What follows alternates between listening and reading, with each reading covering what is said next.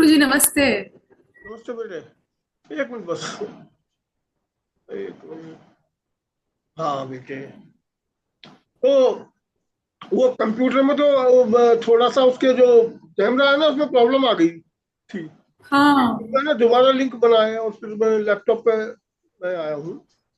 और लैपटॉप में भी समस्या आ गई। वो ये है कि वो अपना नया जो लैपटॉप में जो वो होता है ना, क्या बोलते हैं इसको, एंटीवायरस, क्विक हील। हम्म। वो अपना लेटेस्ट वर्जन इंस्टॉल कर रहे हैं तो वो हो गया, फिर मुझे कंप्यूटर का एंटीवायरस शुरू करना पड़ा जो इनबिल्ट होता है विंडोज का। समझे? हाँ। वो भी चल रहा है इसमें प्रोसेस। थोड़ी स्पीड स्लो हो गई है इसलिए इसकी। तो बेटे आज हाँ, जो है, चलता है। हाँ बेटे जोर से बोला, आवाज कम आ रही है मुझे। अ, मुझे लग रहा है कि कुछ लैपटॉप में थोड़ी सी प्रॉब्लम है, स्पीड कम है। हाँ, मैं बता रहा हूँ ना, वो एंटीवायरस चल रहा है वो। अच्छा, अच्छा। तो वो अभी कब काफी दिनों बाद लैपटॉप खोला। मैं जनरली मेरे डेस्कटॉप से काम करता हूँ, लैपटॉप उठा के रख अच्छा, देता हूँ मैं। समझे? तो उसके अच्छा। अंदर जो फिर लेटेस्ट अपडेट आने लगते हैं, ये सब आने लगते हैं। चलो, हाँ। आज बेटे सबसे इम्पोर्टेंट चीज हम बताने जा रहे हैं। और ये हम्म। सर्वोपयोगी है, सभी के उपयोग की चीज है। हम्म। क्या होता है जब कोई भी विपत्ति, चाहे वो हम्म। शारीरिक हो, चाहे वो मानसिक हो, चाहे वो आध्यात्मिक हो, वो एक लंबे समय के लिए आ जाती है, तो इसे कहते हैं घर कर जाना। किसी चीज का, बीमारी का, कुछ कोई भी चीज जो घर कर जाती है तो वो अपने हाँ। आप ही संकट में बदल जाती है। वैसे तो कुंडली से, जन्म कुंडली से इसका पता चल जाता है, लेकिन कई बार ऐसा होता है बहुत ही सूक्ष्म अध्ययन करने के बाद पता चलता है कि समस्या है, हाँ। समस्या है, संकट है। तो प्राण संकट है, कोई भी संकट, धर्म संकट, प्राण संकट, कई तरह के संकट है। कोई भी चीज है व्यक्ति का जहाँ दोराहे पे खड़ा होता है, उसके आगे संकट जोड़ दो तो संकट बन जाता है। जहाँ दोराहा आ गया, यहाँ जाए या वहां जाए, संकट। और सबसे बड़ा संकट बेटे मानसिक संकट होता है। सबसे सही बड़ा संकट बात है। होता है, क्योंकि वहां आदमी की जो निर्णायक बुद्धि खत्म हो जाती है। हाँ। सबसे बड़ा संकट होता है। और संकटों में तो बुद्धि सोचना, समझ बुद्धि करके आदमी समस्या का सोच। समाधान निकाल लेता है, लेकिन जब हम्म। मानसिक संकट संकट आता है तो ये बहुत ही विकृत हो जाता है। भगवान ना करे ऐसा संकट किसी पे आए। ना करे ईश्वर। सही बात है। तो ज्योतिष में एक दशा होती है जिसे हम कहते हैं संकटा दशा। 8 साल की होती है, ये हाँ। संकट ले आती है। इसका स्वभाव ही संकट लाना है। तो उसके बारे में एक बात कही गई है कि आदमी दूसरे लोक में जाके भी रहने लगे तो भी संकटा उसका अच्छा। पीछा नहीं छोड़ती है। ओ, इतनी भयानक स्थिति है। इतनी ज्यादा भयानक कही गई है ये। अब यह दूसरे लोक का मतलब, इसके दो अर्थ हो जाते हैं। हम्म।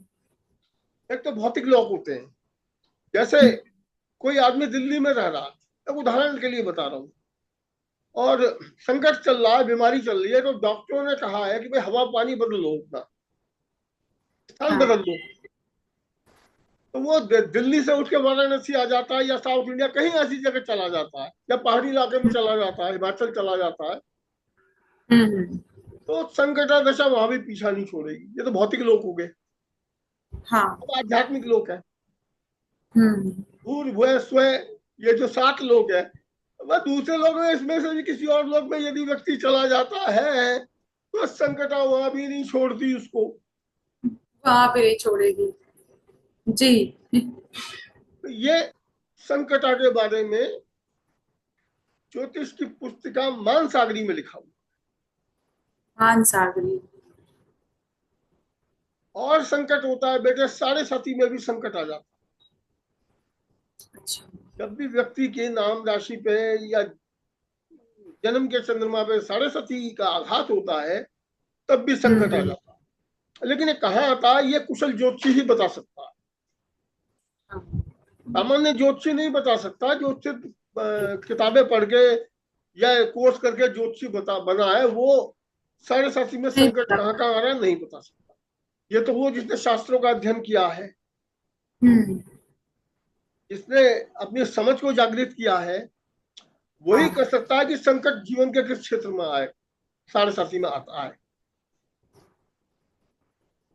तो सही। ये संकट, ये संकट कि आंखें हैं लेकिन दिख नहीं रहा है कुछ, कान है लेकिन सुनाई नहीं दे रहा है, बुद्धि है लेकिन काम नहीं कर रही है। काम नहीं कर रही। समझे? पूर्वाभास है लेकिन काम नहीं कर रहा है।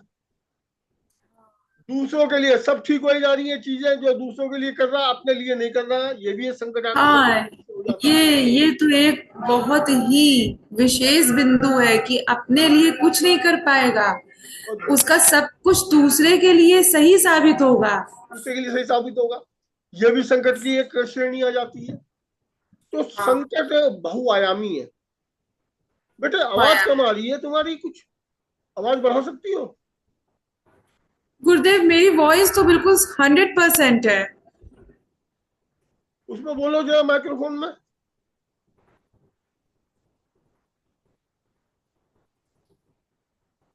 नहीं और तो रहने दो, चलो। आरती। जी गुरुदेव। हाँ ठीक है। तो इस संकट, देखो कोई चीज समय पे ही जाती है,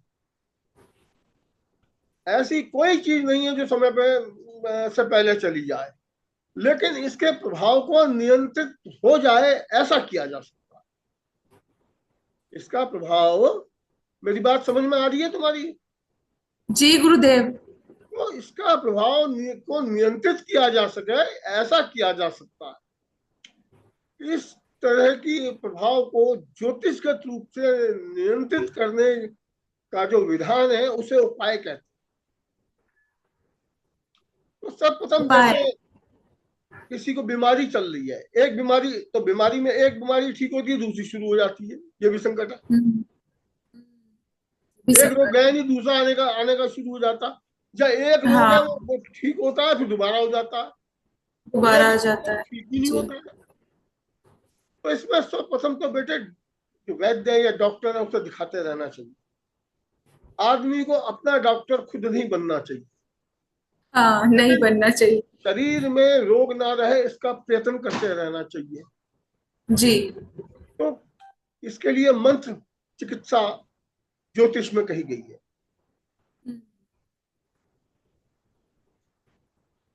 यदि किसी को यात्रा आदि से संकट हो रहा है, दुर्घटनाएं हो रही हैं, रिपीटेड हो रही हैं, ये भी संकट है।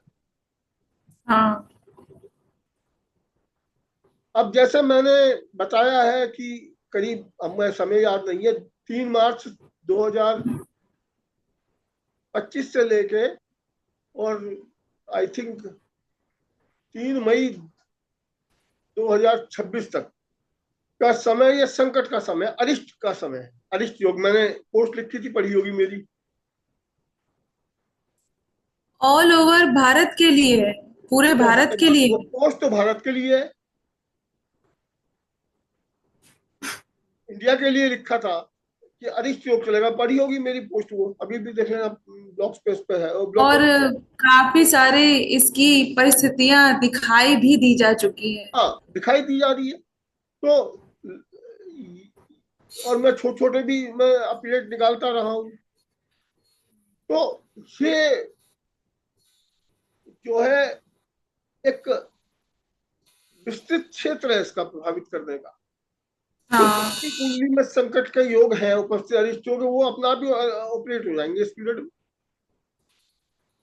और जिनमें नहीं है उनको भी कहीं ना कहीं परेशानियां तो आएंगी बेटे, समझे? अरिष्ट बिल्कुल। योग, और जब अरिष्ट की अरिष्ट का चरम हो जाता है तो संकट हो जाता है। तो संकट के लिए आधुनिक विज्ञान जो विज्ञान कह रहा हूँ, विज्ञान नहीं, आधुनिक विद्वान हम्म। उसको वो करते हैं, परिष्कृत करते हैं वो हनुमान चालीसा को करते हैं। जी। संकट ते हनुमान छुड़ाए, मन के क्रम वचन ध्यान जो राय। तो ये कुछ दुर्गा चालीसा, संकट कटे मिटे सब पीरा, जो सुमिरै हनुमत बलबीरा। कुछ दुर्गा चालीसा भी करते हैं, हम्म। वो भी आता है। तो कई चीजें हैं जो संकट दूर करने के लिए सरल रीति से कही गई है। हाँ। लेकिन यहां मैं जो आज बताने जा रहा हूं हम्म। वो संस्कृत में, संस्कृत बेटे देववाणी है। इससे जो है देवता समझ जाते हैं जल्दी। तो जैसे हम किसी गवर्नमेंट के निकाय में हम आवेदन करते हैं तो एक जी। भाषा की एक शैली अलग होती है। हम वो ऐसे नहीं कर सकते जैसे हम किसी को पत्र लिख रहे हैं, वो अलग शैली होती है। ऐसे ही अलग। देवताओं के लिए एक अलग शैली में प्रार्थना की जाती हम्म। है। तो वो जिस भाषा में की जाती है वो संस्कृत है, और शैली जो है उसकी लिखने की वो मंत्र है। नोट कर लो मंत्र। मेरी बात को, जी। वो शैली है।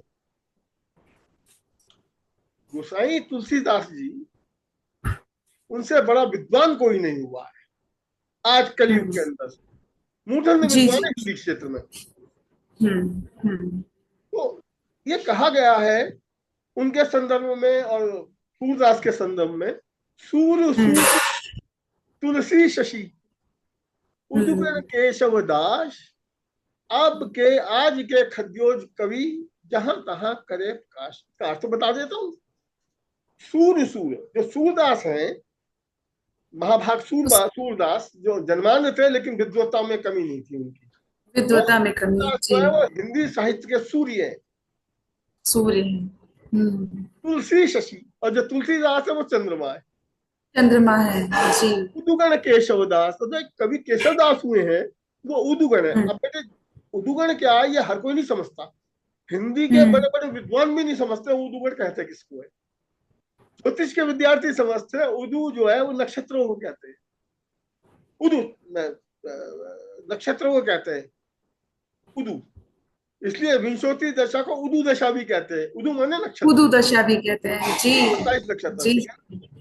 तो उदुगण केशव दास, तो केशव दास जो है वो उदुगण है। आज के खद्योज कवि, आज के जो खद्योज कहते हैं, जुगनू को संस्कृत में खद्योज कहते हैं। तो आज के खद्योज कवि जहां कहां करे प्रकाश, तो कहीं कहीं प्रकाश करते हैं। तो ये काव्य प्रकाश। के लिए कहा गया। हम्म। तो गोसाई तुलसीदास ने बेटे बड़े उपाय दिए। उन्होंने ही लिखा था हनुमान चालीसा, उनके ही अंतस्थल में प्रकट हुआ था। जी जी। जी।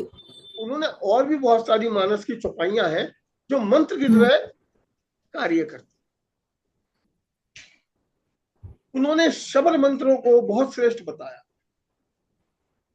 गोसाई तुलसीदास ने, जो संकट दूर करने में समर्थ होते हैं। वो लिखते हैं,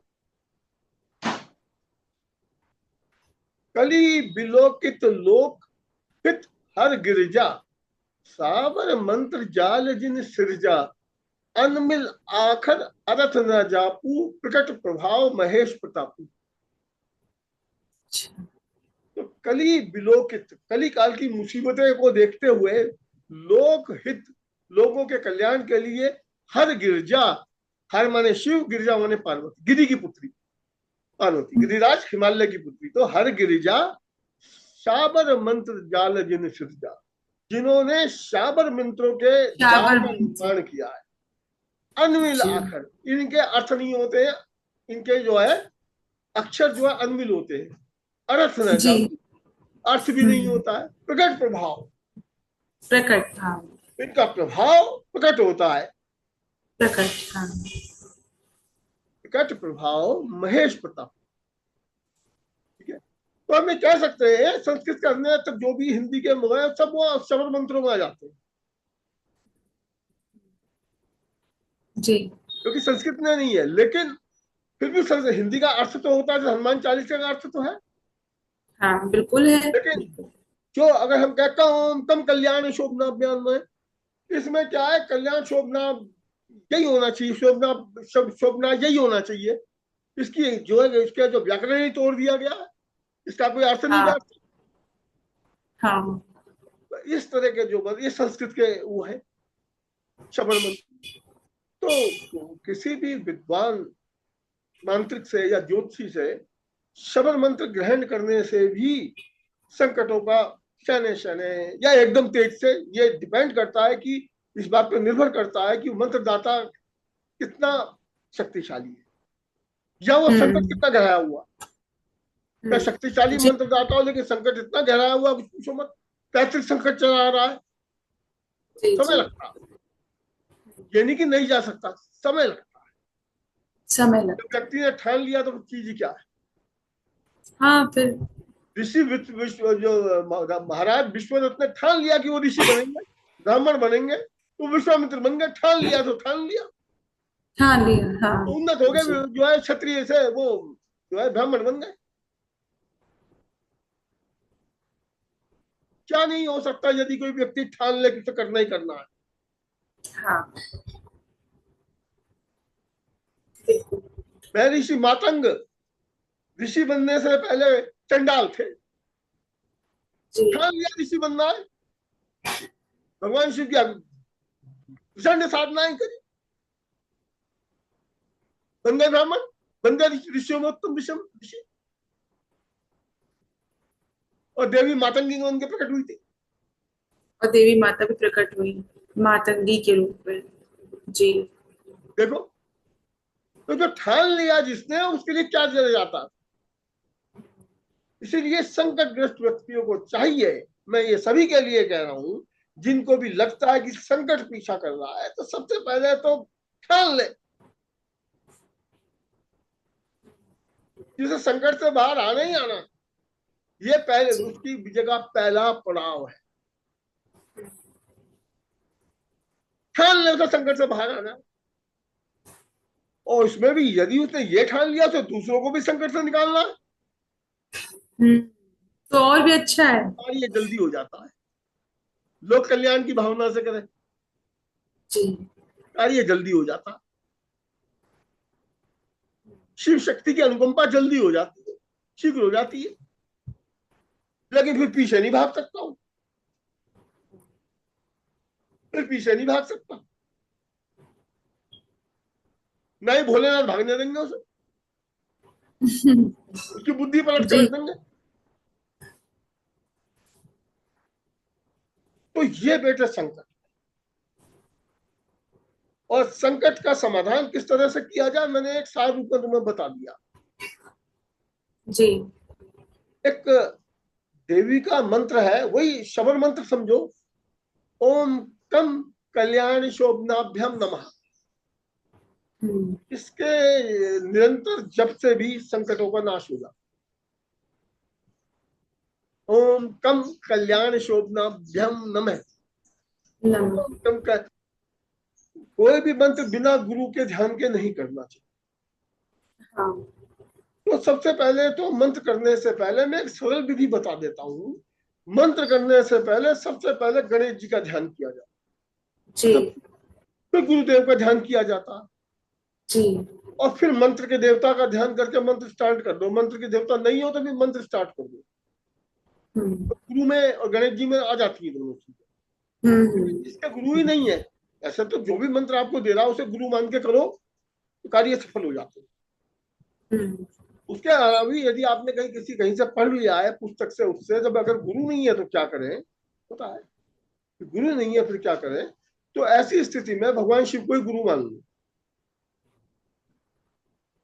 ये तो और भी बढ़िया है। ठीक है, तो के भगवान शिव लिए को जिनके गुरु मान पास लो कोई और गुरु उनको मान नहीं के है। शुरू प्रारंभ कर दो।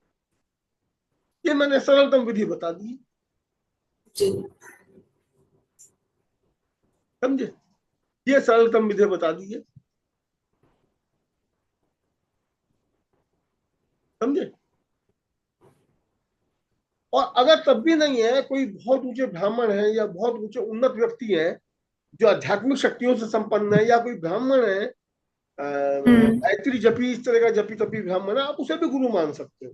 संकट में आपद धर्म होता है, आप उसके पास जा नहीं सकते, उन्हें मान सकते हैं। और जब संकट निवृत्त हो जाए फिर उन्हें विधिवत उनसे उनके पास जाके उनके चरणों में जाके दक्षिणा वगैरह देके उनको फिर किया जा सकता है। ये भी विधान, ये सामान्य ज्ञान भी है, ये सामान्य ज्ञान भी है। बहुत से व्यक्तियों ने ऐसा किया है। हाँ। एक लोग ने भी किया था ऐसा, बात अलग है, उठा उसका चला गया, लेकिन किया था उसने भी ऐसा। अच्छा गुरु की मूर्ति बना के ज्ञान ले लिया था उसने। अच्छा अच्छा अच्छा। समझे?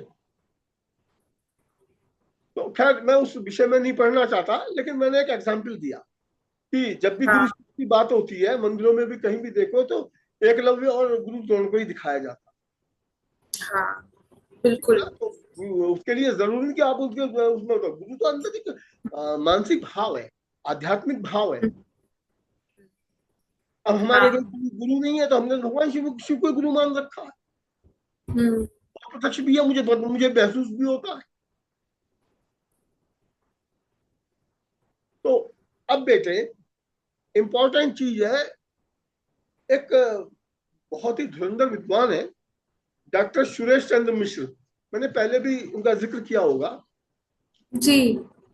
उन्होंने उन्होंने बहुत सारी पुस्तकें रखी है। एक पुस्तक उन्होंने लिखी थी उपाय भाग्योदय, बड़ी अच्छी पुस्तक, बहुत अच्छी पुस्तक। उसके बहुत सारे उपाय मेरे मुझे व्यवहारिक लगे और मेरे अनुभव में सही आए, और भी कई जगह सही आए। यही नहीं कि जैसा लिखा उन्होंने वैसे वैसे भी कई उसमें सही आए हैं। उन्होंने अच्छा देवी है संकटा देवी, जिसका स्तोत्र उन्होंने दिया है। अच्छा।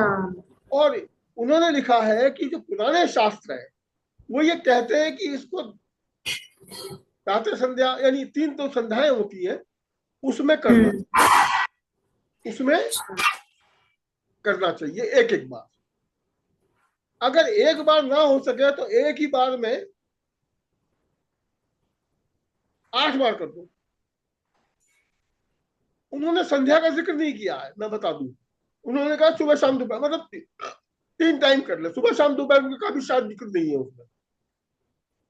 लेकिन जब हम उस स्तोत्र को गाते हैं या पढ़ते हैं, उसको उच्चारण करते हैं, उसमें तो जिक्र है 3 बार, 3 संध्याओं का।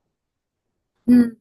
तो उन्होंने लिखा है कि जिसकी कुंडली में स्त्री हो या पुरुष हो, उसके जीवन साथी के लिए भय उपस्थित हो रहा है, या वो व्यक्ति बीमारी से ग्रसित है। अब ये क्लियर नहीं है कि वो जीवन साथी, किसी के जीवन साथी के विषय में कह रहे हैं, उसके विषय में कह रहे हैं, ये क्लियर नहीं होता है। लेकिन तब उसे कहा है कि दिन में 3 बार संकटा का स्तोत्र करना चाहिए, या एक बार में ही 8 बार करना चाहिए।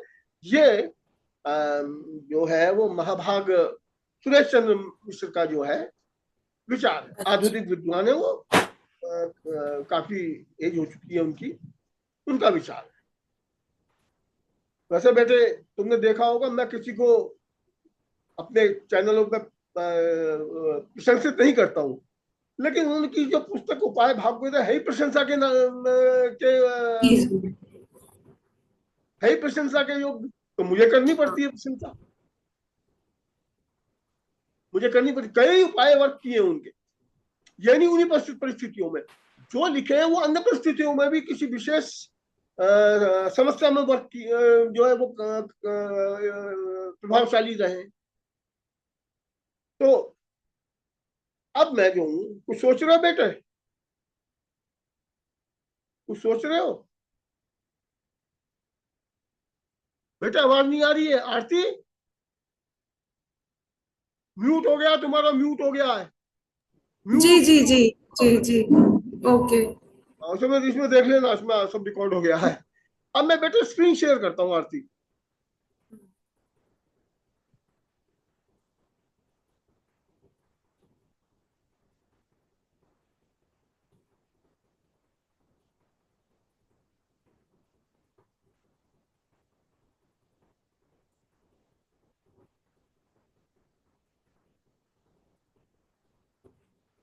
बेटा दिख रहा है? जी हाँ दिख रहा है अब। अब ये बेटे स्तोत्र है, देखो।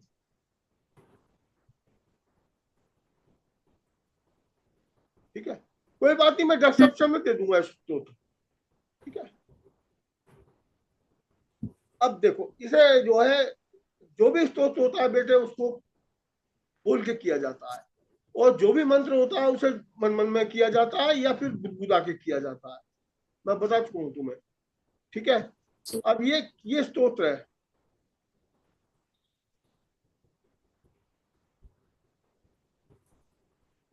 ओम संकटाय नमः। अब मैं इसे बताता हूं, ये है। अब ये कैसे होता है, कुछ पढ़ा इस तरह जाएगा। हाँ, मैं एक मिनट में लास्ट में देख लूं क्या है इसमें।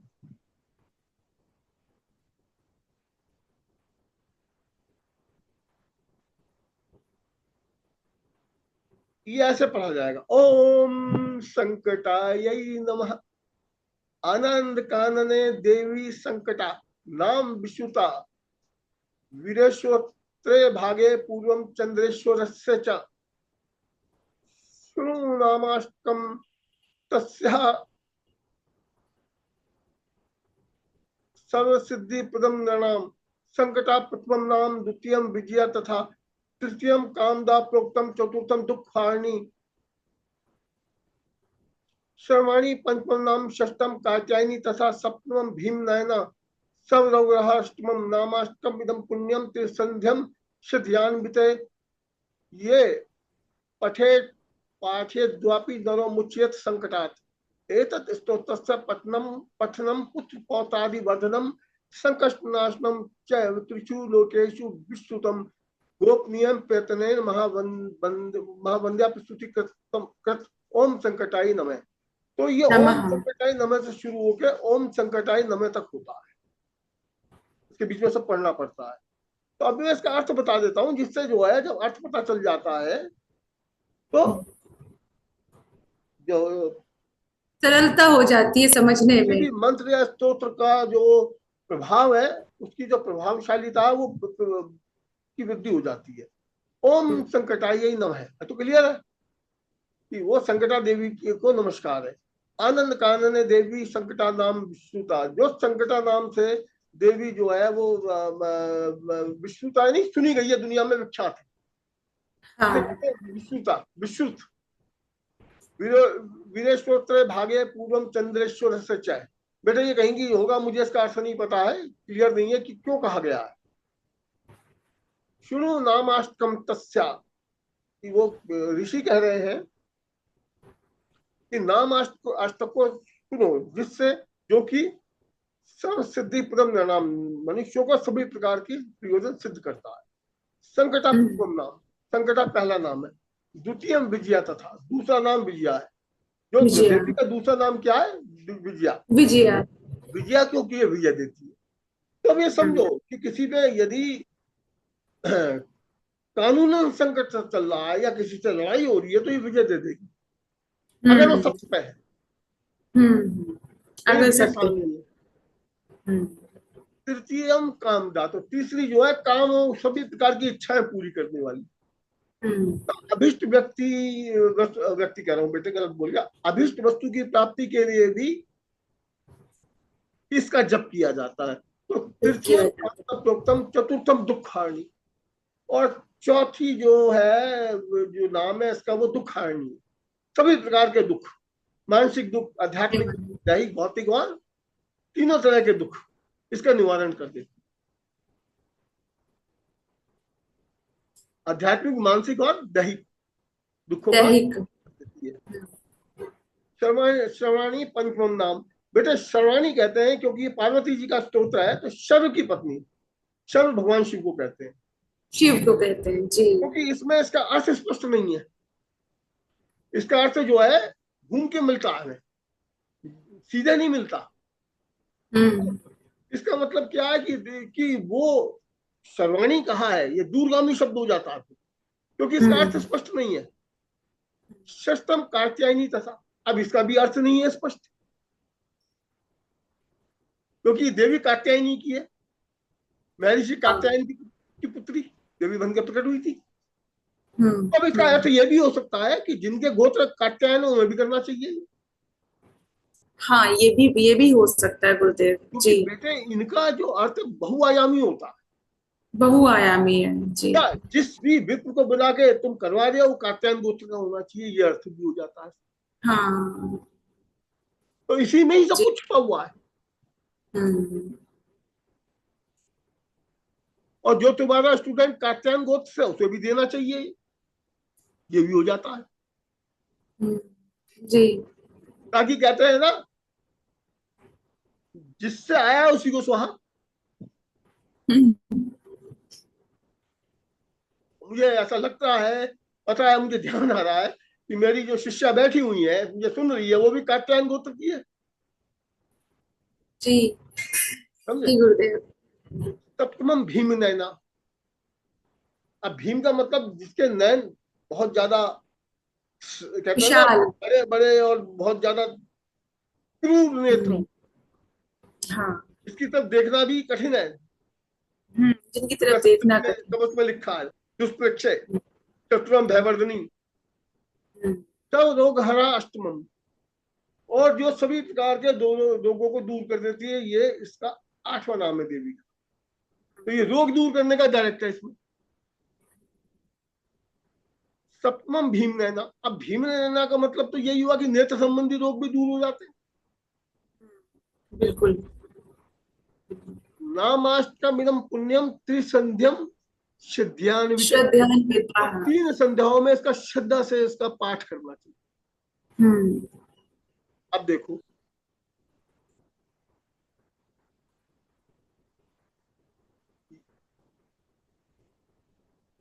ये पठेत जो पढ़ता है, पाठ्य द्वापी या पाठ करवाता है, नरो मुच्येत हम्म। संकटात। जो संकटा देवी उसके संकटों को चुरा लेती है। मुच्य शब्द बेटे, इसका मतलब चोरी करना होता है। इसी मुच्य शब्द से, मुश शब्द से मूषक बना है, चूहा, चूहा। जो अनाज की चोरी कर लेता चुरा है, चुरा के खाता है। चुरा चुरा खाता है। ठीक है। एतत् स्तोत्र से, इस स्तोत्र के पठनम पढ़ने से, पुत्र पौत्रादि वर्धनम, पुत्र की और पौत्रों की वृद्धि हो जाती है। वृद्धि होती है। वंश जी। चलता रहता हम्म। है, वंश वेल चलती रहती है। अब इसका जो अर्थ होता है वो ये भी हो जाता है, यदि इसका कोई पाठ करता रहेगा तो अविवाहित व्यक्ति भी विवाह बंधन में आ जाएगा। जी क्योंकि जी। जब वो जपेगा तो देवी के अनुकंपा से पुत्र पौत्र होंगे उसके, तो उसके लिए विवाह तो होना ही हम्म। चाहिए ना उसका। विवाह तो जी जी। तो ये अप्रोक्ष रूप से या परोक्ष परोक्ष रूप से, अप्रोक्ष परोक्ष रूप से ये निर्देशित कर दिया गया है इस स्त्रोत्र में कि ये कौन से हम्म। व्यक्ति और कर सकते हैं। हम्म, जी। पुत्र को समस्या हो, पौत्र को समस्या हो, कर सकते हैं।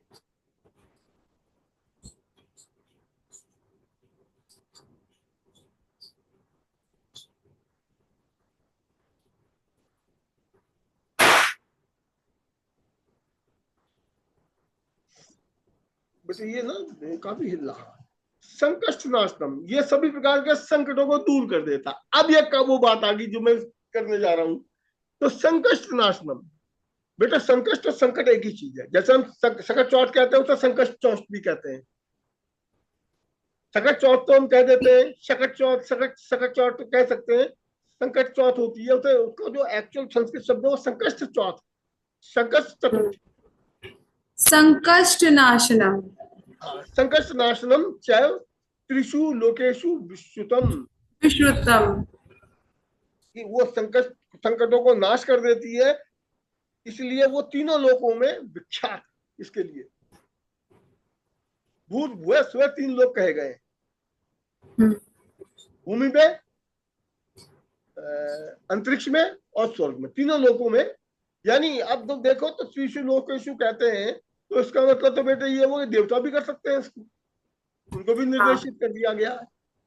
उनको भी निर्देशित। हाँ।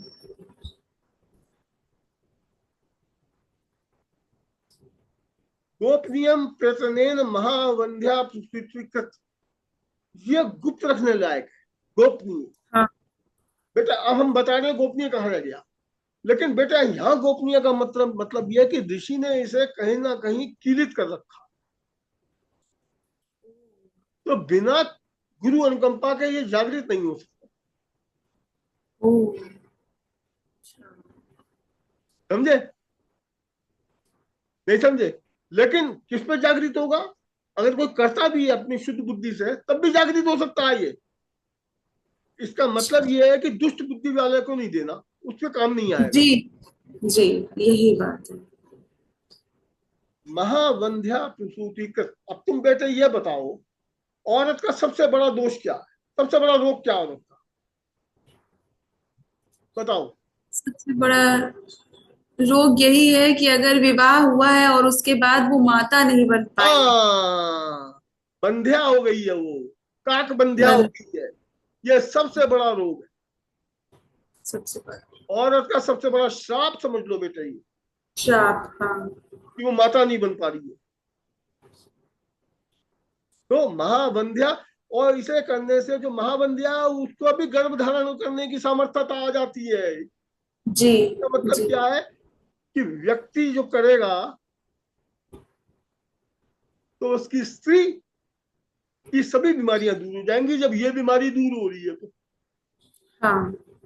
यह महात्म्य है इसका। समस्त संकटों का नाश भगवती कर देंगी। कर देंगे। ठीक है।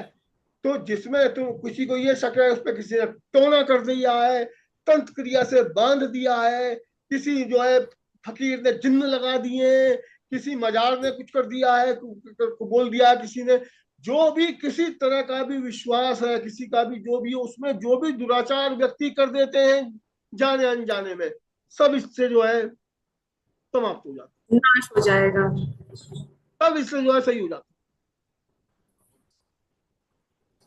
तो बेटे एक चीज बता दूं, जो अंतिम, जब भी हम स्तोत्र करते हैं, जो अंतिम जो श्लोक होता है उसका जो आखिरी का जो लाइनें होती है वो 2 बार बोली जाती हम्म। है। अब इसमें क्योंकि ओम संकटाय नमः 2 बार क्या बोलते हैं, ये है संकट नाशतम चैव त्रिशु लोकेशु विश्रुतम विष्णु गोपनीय विष्णुतम महावत्या गोपति तो ओम संकटाय नमः 2 बार बोल, महावत्या प्रसिद्धि ये 2 बार कृत। बोल दो। जब अंत होगा तब 2 बार बोल दो। अगर 8 बार कर रहे हो तो भी 2 2 बार बोलना, दो दो बार। जी। 2 2 बार बोलना। ठीक है। ये तुम बेटे इसको तुम वहीं से ले लेना, डिस्क्रिप्शन से। कोशिश करूंगा हम्म। अगर मैं भेज सकता हूँ तो तुम अभी भेज दूंगा, जैसे ही खत्म होगा भेजूं, और वहां भी दे दूंगा बेटे, डिस्क्रिप्शन में भी दे दूंगा। ठीक है बेटे, इसका जो ओपन होगा बेटे ये दे दूंगा बेटे। ये हो गया। अब मैं इसे स्टॉप करता हूँ शेयरिंग। संकटाय नमः।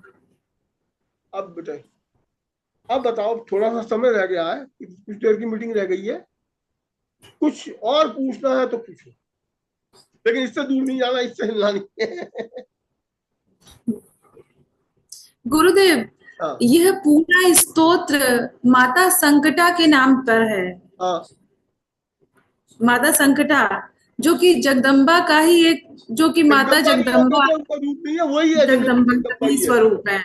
हाँ, तो इस पूरा स्तोत्र पढ़ लेने के बाद अंत में श्री जगदम्बा अर्पणम। नहीं बेटे, ये मत ऐसा मत कहना, इसका विधान मैंने कहीं लिखा नहीं है। पर जो है नहीं होता, अच्छा। वो किसी दूसरी स्थितियों अच्छा। में होता है। ये तो इतना ही अच्छा। बहुत है, समझे? ये तो इसमें बस अंत में ओम संकटाय नमः, वो उसी में सब कुछ आ इतना ही गया, बोलना है। उसी में ही आ गया। क्योंकि बेटे जहाँ, क्योंकि काफी पहले मैंने देखा था, डॉक्टर सुरेश चंद्र मिश्र ही अपनी उस पुस्तक उपाय भाग्योदय में लिखते हैं कि इस, जो मुझे ध्यान पड़ रहा बेटे का, या पक्का नहीं कह सकता, उन्होंने लिखा है कि इसका उपदेश महर्षि मार्कंडेय ने महाराज युधिष्ठिर को दिया था उपदेश। अच्छा, क्योंकि अत्यधिक संकट थे पांडवों पर। वनवास हुआ था, ये अत्यधिक। हुआ था, तो महर्षि मार्कंडेय ने दिया था। समझे? अब क्योंकि महर्षि मार्कंडेय के मुख से, तो वो भी बेटा चिरंजीवी है, चिरंजीव। अल्पायु लेके पैदा हुए थे वो।